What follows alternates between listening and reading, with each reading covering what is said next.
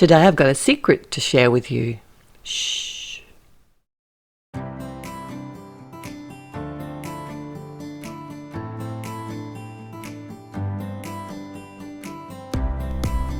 Check it out.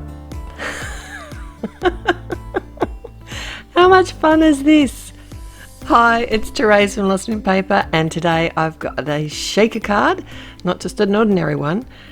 It's a secret shaker card. And I thought I'd make a really quick video showing you how I created this card. I've got a piece of neenah 110-pound cardstock. It's cut just a bit smaller than front of a card. And I'm working out where I want my elements to be. So I've already got a rainbow and a cloud, and I'll have all the products linked below and also at my blog. But I want to create a channel for my shaker elements to slide into the heart. So the bits that I want to die cut on the front panel are the pieces that I want to be able to see the shaker elements for. So in this case it was the heart and the channel, and actually the heart came from the Bear Hugs die set from Alan Hudson, and the swing and slide has lots of channels. But if you don't have the swing and slide die set, you could simply just draw a couple of lines and cut them out with a craft knife, and you can use whatever shape you want to be the final sort of resting point for your shaker mechanisms. Mechanisms, that's not a word, for your final shaker elements. Okay, so what I've done is pre-stamped my sentiment on the front because I knew that I was going to pop this up, and it's much easier to stamp without having to deal with layering. And speaking of layering, I've done some awesome layering here with some foam and double-sided tape, and I forgot to put my acetate in. Have you ever done that? I do it all the time. I haven't done it for such a long time. So yes, I had to peel everything off just in the areas where I'm going to be putting the acetate, and I thought, well, if I muck it, I didn't want to start again. You know me, I hate to start again.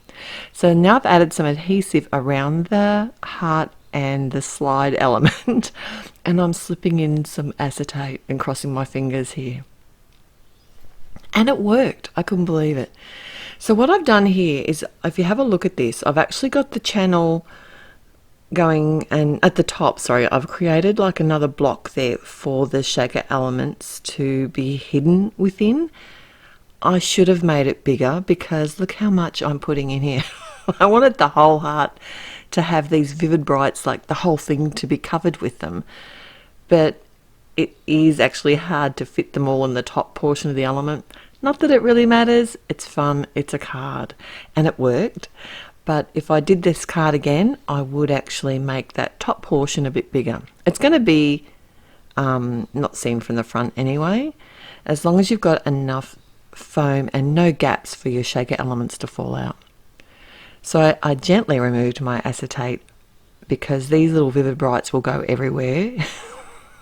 And I gently removed my tape to adhere my acetate, and then I taped the whole panel to the front of the card, and then all I had to do was actually just pop up the rainbow and the cloud. And this is actually part of a celebration for Carly. She is expecting her first baby boy, and I am so happy for her and her hubby and wish them all the very best. And we all do from Alan Hudson. So I hope you've enjoyed today's card, and I look forward to seeing you back here again real soon. If you did like it, please click on the thumbs up button, and if you haven't already, it'd be great if you could subscribe to my channel, because I'm coming back real soon with more stuff to see. Till then, happy paper crafting. Bye.